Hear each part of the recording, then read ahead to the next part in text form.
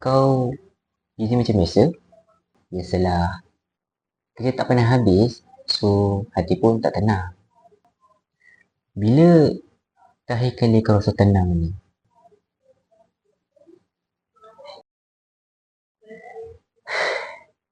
Nak sangat. Tapi itulah, bukan penat badan, penat hati. Bila terakhir kali kau rasa tenang ni? Mana pun aku ni? Tengok TikTok lah. Dan saat itulah hati mula mencari sesuatu yang lebih besar daripada dunia. Mencari apa? Mencari redha Allah. Mungkin aku tak perlukan rehat.